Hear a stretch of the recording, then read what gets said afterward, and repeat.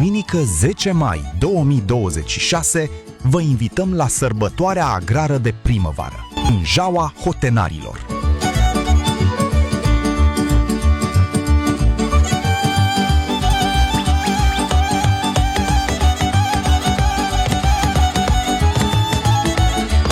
Un eveniment organizat de Primăria și Consiliul Local Ocna-Șugatag, cu sprijinul Consiliului Județean Maramureș, Centrul Județean pentru Conservarea și Promovarea Culturii Tradiționale, Liviu Borlan și vizitmaramureș.ro.